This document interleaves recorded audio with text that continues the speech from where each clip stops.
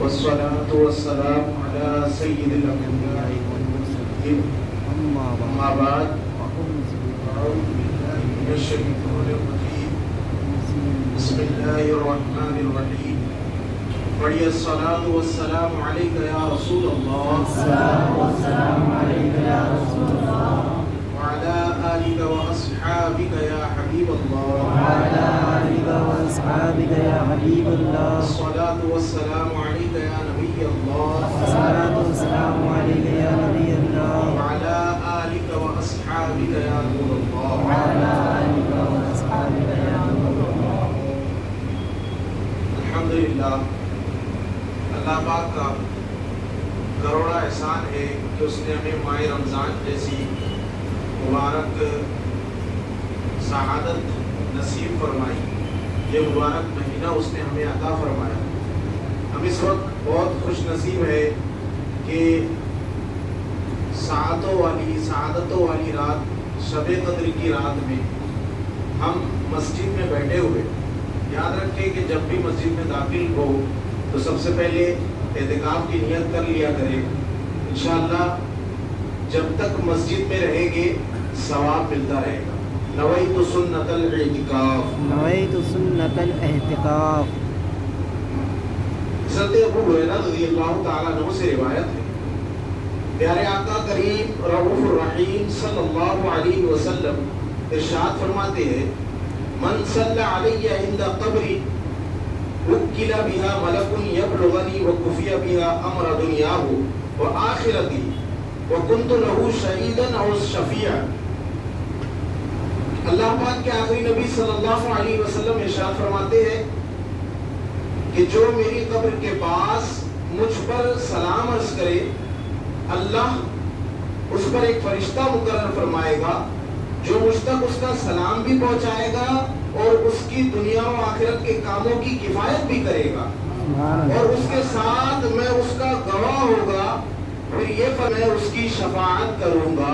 سبحان اللہ. صلو علی الحبیب صلی اللہ علیہ وسلم. ایک بار پیارے آقا مکی مدنی مصطفیٰ صلی اللہ علیہ وسلم غور فرما رہے تھے. آپ نے سابقہ یعنی جو گزری ہوئی امتیں ہیں ان کی عمروں کے متعلق غور فرمایا. اپنی امت کی تھوڑی عمروں کو ملاحظہ فرمایا تو پیارے آقا صلی اللہ علیہ وسلم کا مبارک دل شفقت سے بھر آیا. آپ صلی اللہ علیہ وسلم یہ سوچ کر غمگین ہو گئے کہ میرے امتی اگر ساری زندگی خوب نیکیاں کریں پھر بھی گزری ہوئی امتوں کے برابر ان کی نیکیاں نہیں ہو سکتی. ادھر محبوب رب اکبر شاہ خوشگوار صلی اللہ علیہ وسلم کا مبارک دل رنجیدہ ہوا, ادھر اللہ تبارک و تعالی کی رحمت جوش میں آئی اور اللہ پاک نے اپنے پیارے حبیب صلی اللہ علیہ وسلم کی تسلی کے لیے آپ کو لیلۃ القدر کا تحفہ عطا فرمایا. سبحان اللہ. چنانچہ ارشاد ہوا انا انزلناه في ليلة القدر وما ادراك ما ليلة القدر ليلة القدر خير من 1000 شهر تنزل الملائكة والروح فيها بإذن ربهم من كل أمر سلام هي حتى مطلع الفجر. ترجمہ کنز العرفان. بے شک ہم نے اس قرآن کو شب قدر میں نازل کیا اور تجھے کیا معلوم کہ شب قدر کیا ہے. شب قدر 1000 مہینوں سے بہتر ہے. سبحان اللہ. اس رات میں فرشتے اور جبرائیل علیہ السلام اپنے رب کے حکم سے ہر کام کے لیے اترتے ہیں. یہ رات صبح طلوع ہونے تک سلامتی والی رات ہے. سبحان اللہ. کیا شان ہے میرے آقا و مولا محمد مصطفیٰ صلی اللہ علیہ وسلم کی. آپ صلی اللہ علیہ وسلم کو امتیوں کی فکر ہوئی تو اللہ پاک نے آپ کی دل جوئی کے لیے امت کو شب قدر جیسی عظیم الشان نعمت عطا فرما دی. سبحان اللہ. اللہ پاک نے اپنے پیارے نبی صلی اللہ علیہ وسلم کے صدقے میں شب قدر کا تحفہ عطا فرمایا. یہ نام, یہ عنایت, یہ خاص عنایت اس امت کے لیے ہے. پہلی امتوں کو شب قدر نہیں دی گئی. چنانچہ حضرت انس بن مالک رضی اللہ تعالیٰ عنہ سے روایت ہے اللہ پاک کے پیارے نبی صلی اللہ علیہ وسلم نے فرمایا اللہ پاک نے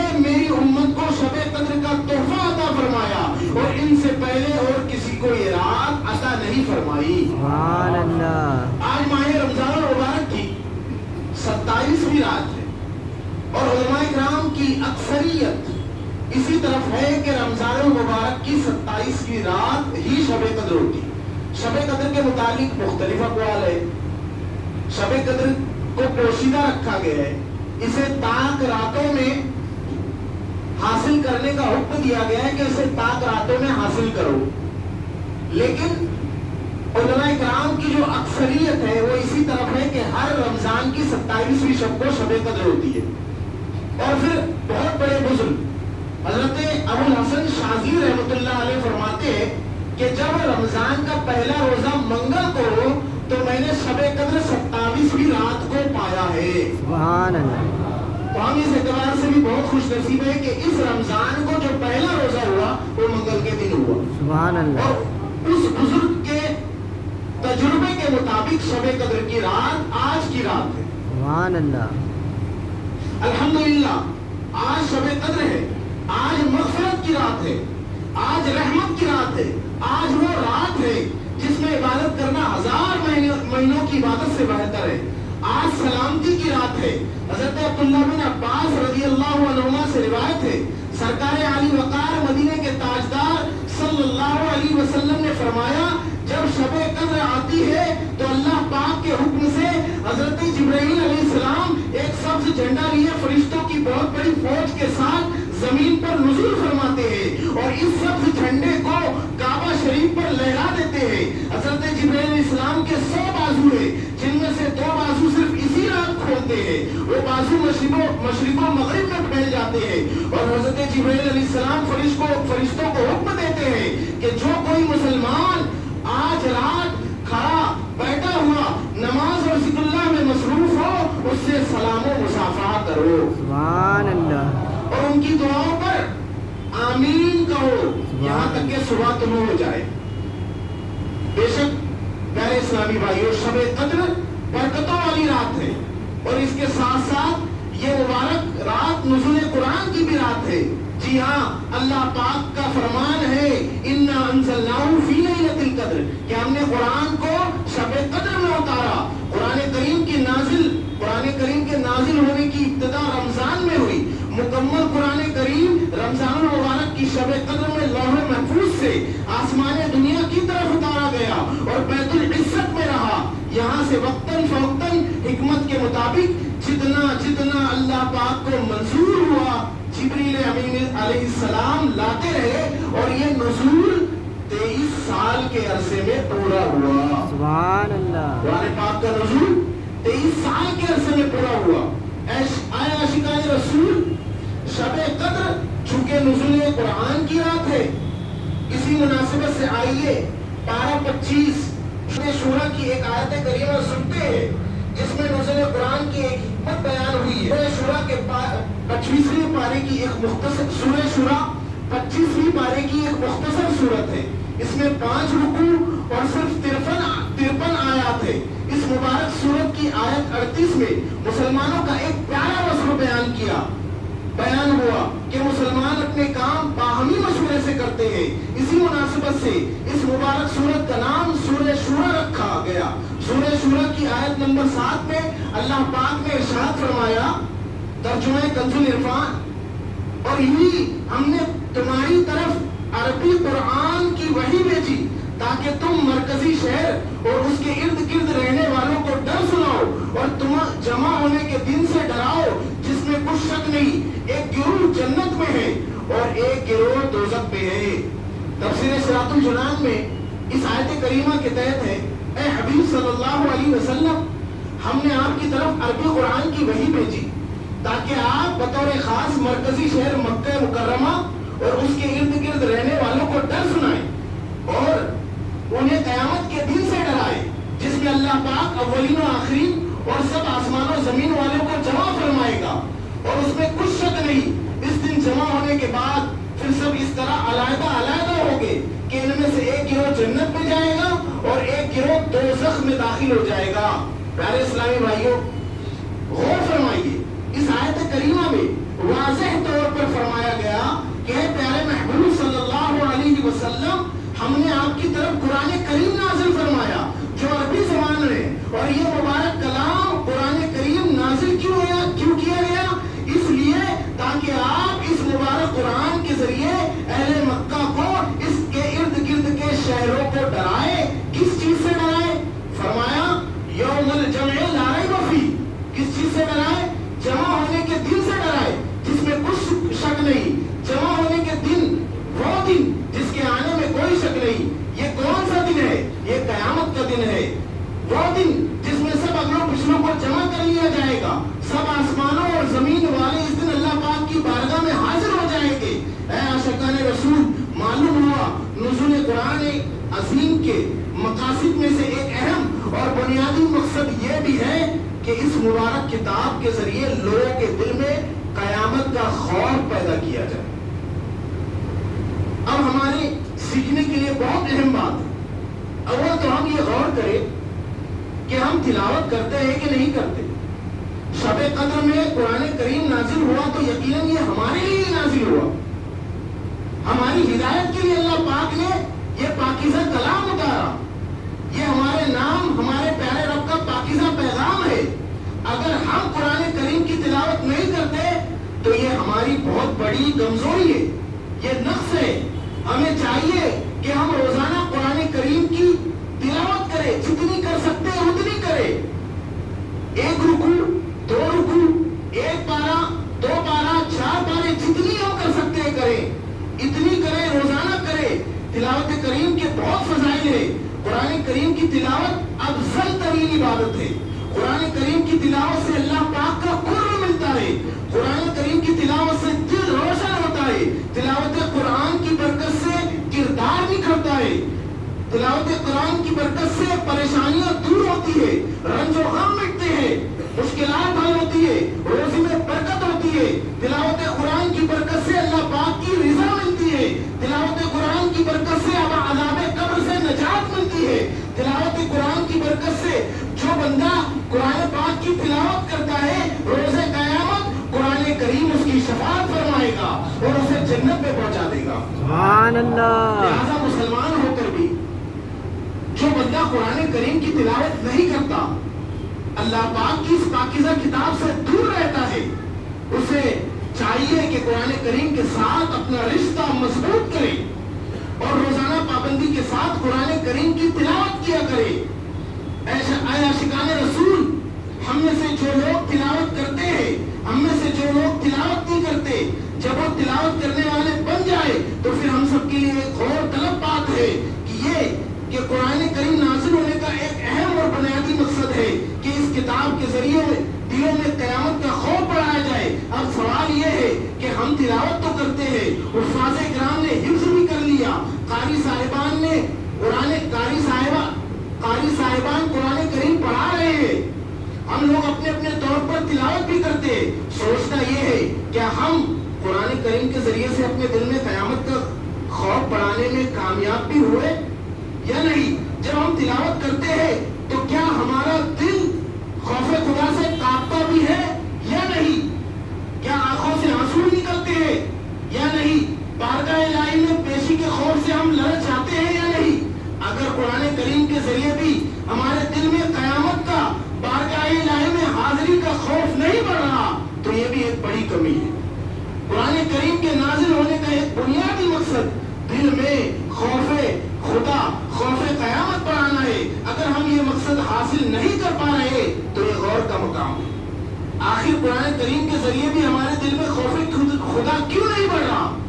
ہم اپنے اسلاف، بزرگان دین، اللہ پاک کے نیک بندوں کی زندگیاں دیکھیں، ان کی سیرتیں پڑھیں۔ وہ پاکیزہ حضرات قرآن کریم پڑھ کر جس طرح خوف خدا سے رویا کرتے تھے، جیسے ان پر خوف خدا کے سبب لگے، کاش ہمیں ان بلند رتبہ ہستیوں، اللہ پاک کے ان نیک بندوں کا فیضان نصیب ہو جائے۔ ہمارے امام اعظم رضی اللہ تعالیٰ عنہ اتنے بڑے امام، کروڑوں حنفیوں کے امام، سب سے زیادہ اگر دنیا میں کوئی فقہ پائی جاتی ہے وہ حنفیت پائی جاتی ہے، جس کو فالو کیا جاتا ہے وہ حنفیت کو فالو کیا جاتا ہے۔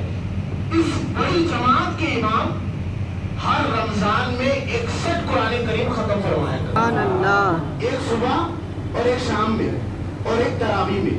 اس طرح روزانہ 2 قرآن اور تراویح میں ایک پارا. اس طرح سے رمضان جب ختم ہوتا تو 60 قرآن کریم ختم فرمایا کرتے تھے. ہمارے اسلاف ہمارے بزرگان دین کیسے تھے؟ یہ جب قرآن کریم کی تلاوت کرتے تھے تو ان کے اوپر خوف خدا سے لرزہ طاری ہو جاتا تھا. یہ قرآن کریم کی جب وہ آیتیں پڑھتے جس میں جہنم کا ذکر ہے, جس میں جہنمیوں کے اوصاف بیان کیے گئے, تو ان کے دل میں ان کا بدن کانپ جاتا, ان کے آنسو بہتے. ایسا لگتا کہ کہیں ہم جہنم کے بارے میں سنتے انہیں یوں محسوس ہوتا کہ کہیں ہم وہاں جانے والے تو نہیں ہے, ہمارا کہیں وہاں داخلہ تو نہیں ہو رہا ہے. اس طرح سے ان کی کیفیت طاری ہو جاتی. تو پیارے اسلامی بھائیوں, ہمیں چاہیے کہ ہم قرآن کریم کی تلاوت کریں, خوب سے خوب تلاوت کریں, اور اس طرح کریں جیسے ہم اللہ تبارک و تعالیٰ سے گفتگو کر رہے ہیں. بے شک قرآن کریم اللہ پاک کا کلام ہے. اگر کوئی صحیح طور پر صحیح معنوں میں اس کو تجوید کے ساتھ اگر پڑھے تو اس کو وہ لطف محسوس ہوگا جو کبھی محسوس نہ ہو. قرآن کریم بہت لذت والی عبادت ہے. اس کی تلاوت میں بہت سکون ہے, بہت اطمینان ہے. اس کا ایک ایک حرف برکت والا ہے. اس کی کئی آیتوں کی اتنی فضیلتیں جنہیں شمار نہیں کیا جاتا. قرآن کریم کی برکت سے دلوں کے مرض دور ہوتے ہیں, جسمانی روحانی ہر طرح کے مرض دور ہوتے ہیں. تو ہمیں چاہیے کہ ہم قرآن پاک کی خوب تلاوت کریں, اور جو ہمیں نعمت عطا ہوئی ہے پیارے آقا علیہ الصلوۃ والسلام کے صدق و طفیل, شب قدر جیسی نعمت, ہمیں اس کی قدر کرنا چاہیے. اسے شب قدر کہا گیا. غور کیے شب قدر کیوں کہا گیا؟ قدر والی رات. قدر والی کیوں رات نہیں ہوگی؟ اس لیے کہ اس میں اللہ کا عظیم کلام اترا ہے, اس لیے اسے قدر والی رات بنایا گیا. تو ہمیں بھی چاہیے کہ ہم اس کی قدر کریں. اس رات میں ادھر ادھر گھومنے کی بجائے مسجدوں کے اندر عبادت کریں, بازاروں میں گھومنے کی بجائے مسجدوں میں بیٹھے رہے, مسجدوں میں تلاوت کرے, عبادت کرے. انشاءاللہ عز و جل اس رات کے صدقے میں خوب ثواب عطا ہوگا, اللہ پاک کی بارگاہ میں قرب حاصل ہوگا, اللہ پاک کی بارگاہ سے عنایتیں عطا ہوگی, اور اللہ پاک کی بارگاہ میں اس رات میں خوب گر گرا کر اپنے گناہوں سے معافی مانگے کہ اس رات میں جو عبادت کرتا ہے اس کے بارے میں حدیث پاک کا خلاصہ ہے کہ اس کے سارے گناہ معاف کر دیے جاتے ہیں. پیارے اسلامی بھائیو, آج عہد یہاں سے عہد لے کر اٹھتے ہیں کہ انشاءاللہ ہم اس رات میں خوب عبادت کریں گے. اور ابھی رمضان جانے والا ہے. یہ بڑے غم کی بات ہے کہ رمضان آیا اور یوں گزر رہا ہے, ہم نے نہ اس کی قدر کی, نہ عبادت کی, نہ ریاضت کی, نہ صحیح سے روزے رکھے. اللہ ہمیں اس کی قدر کرنے کی توفیق عطا فرمائے. کچھ دن بچے, کم سے کم کچھ دن جو بچے 2-4 دن, اس کو بھی غنیمت جانیے اور صحیح سے عبادت کیجیے, صحیح سے روزہ رکھیے, صحیح سے تلاوت قرآن کیجیے. انشاءاللہ اس کی قدر کی برکت سے اللہ تبارک و تعالی ہمارے حال ذات پر رحم فرمائے گا. ہمارے جو ہم پریشانیوں میں مبتلا ہے اس سے نجات ہمیں عطا ہوگی اور بہت ساری خوشیاں نصیب ہوگی. پیارے اسلامی بھائیوں, ابھی جنہوں نے صدقہ فطر ادا نہیں کیا, عید سے پہلے عید کی نماز سے پہلے اپنا صدقہ فطر بھی ادا کر لے. دعوت اسلامی آپ کے سامنے اتنی بڑی تحریک ہے, اس کے 50 سے زائد ڈپارٹمنٹ ہے. دین متین کی بڑی خدمت کر رہی ہے دعوت اسلام. اور رمضان میں نفل کا ثواب فرض کے برابر ہو جاتا ہے, فرض کا ثواب 70 گنا بڑھ جاتا ہے. تو ہم اپنے عطیات, اپنے صدقات دعوت اسلامی کے کاموں میں خرچ کر کے بہت سارا ثواب حاصل کر سکتے. اور آپ کو بتاؤ دعوت اسلامی میں تعاون کرنے کی برکت کیا حاصل ہوگی کہ دعوت اسلامی کا ایک دن کا کام نہیں ہے بلکہ اس کے سینکڑوں دن کے کام ہے. تو آپ کا جب پیسہ دعوت اسلامی میں لگے گا تو صرف ایک کام میں نہیں لگے گا بلکہ سب جگہ آپ کی شرکت ہوگی اور آپ کو سب کاموں کا ثواب ملے گا. لہٰذا اپنی دعوت اسلامی کو بھی یاد رکھیں اپنے تعاون میں. اللہ تعالیٰ سے دعا ہے کہ جو کچھ ہم نے سنا اس پر توفیق, عمل کرنے کی توفیق عطا فرمائے.